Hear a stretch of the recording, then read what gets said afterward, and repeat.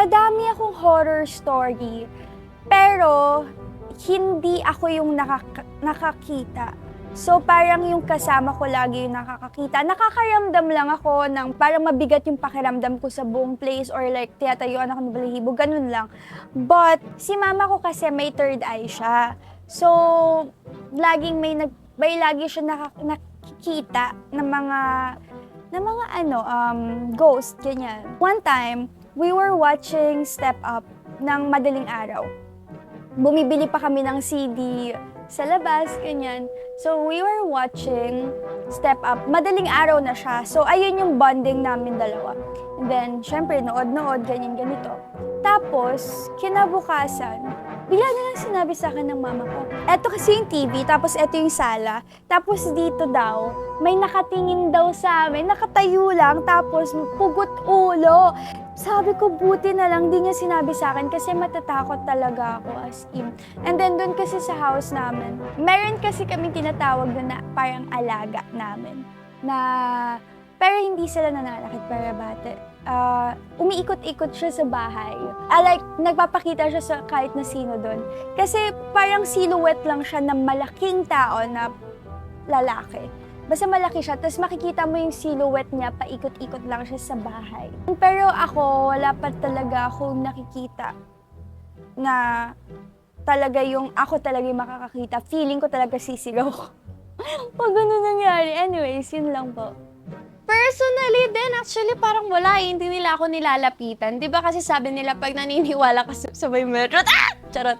Pag naniniwala ka sa multo, hindi ka daw nila lalapitan. Kasi yung pag hindi ka naniniwala, tsaka daw sila magpaparamdam sa'yo. So naniniwala ako doon. So lagi kong iniisip, ay naniniwala ako may multo. So parang hindi sila magparamdam sa akin. So lagi lang ako nakakarinig. Yan, sa mga kapatid ko, na dati daw sa likod ng bahay namin, meron siyang nakitang white lady. Sa kamyas pa yun na yung puno. So ako, wala talaga akong na-encounter pa na any talaga. Kahit gumanap na ako ng horror na sinasapian ako, wala. Dasal lang talaga. Para wag ka nilang lapitan.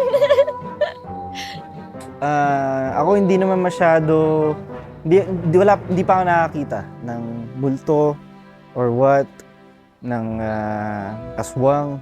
Pero, sa luma naming bahay sa Batangas dati, kapag mag-isa lang ako, two-story kasi siya eh. So, kapag mag-isa lang ako sa baba, may naririnig akong mga yumayabag na parang naglalakad sa taas, pero walang namang tao, ako lang yung tao.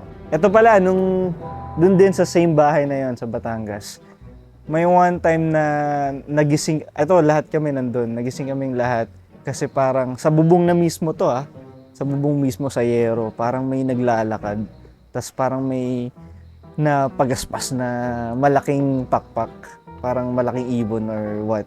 Nung same night na yun, may nakita daw na naglalakad mismo na parang kasing laki ng tao, kuno, parang ganun.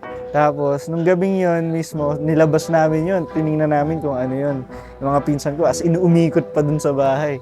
Wala naman kami nakita, pero inassume namin na aswang yun.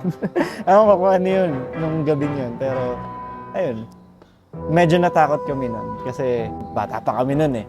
Ang kapatid ko, lalo yung bunso namin kapatid natakot. As in, yung bubong, yung yero, ginagano namin, parang kinakalampag namin para umalis, kumbaga. Ayun. Yan naman so far.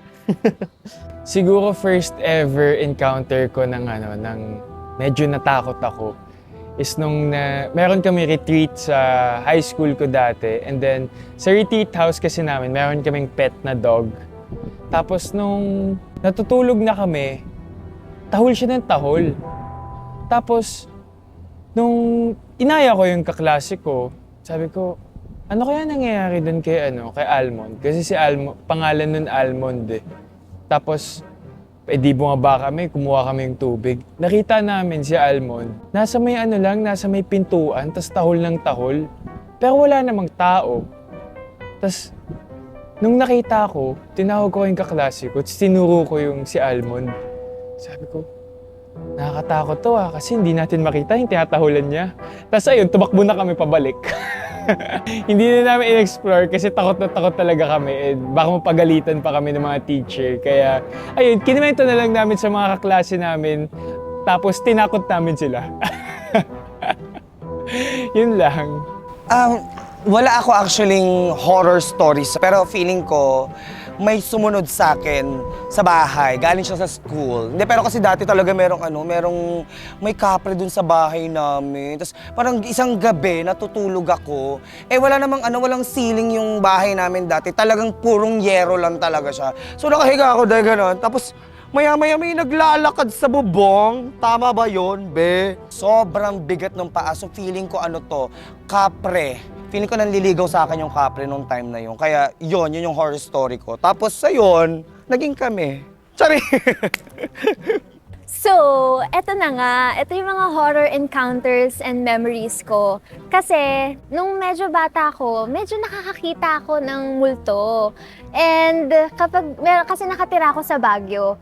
Tapos, doon sa house namin sa Baguio, meron dong mga naglalakad. Tapos meron pa, may isang beses na hinawakan ko yung switch ng ilaw. Tapos may humawak sa kamay ko. Tapos kapag gabi, may naglalakad na papunta sa area ko. And naririnig ko siya, nakikita ko yung mga anino. And meron pa akong isang encounter na sa salamin, may dumaan na anino sa harap ko. So, yun yung mga encounters ko. Medyo parang nasanay na rin ako na may mga ganun akong experiences. Pero syempre, nung una, talagang natakot ako. And ang pinaka nakakatakot kong experience, nagsasampay ako ng mga damit namin, ganyan. Tapos doon kasi sa harapan, meron dong malaking puno.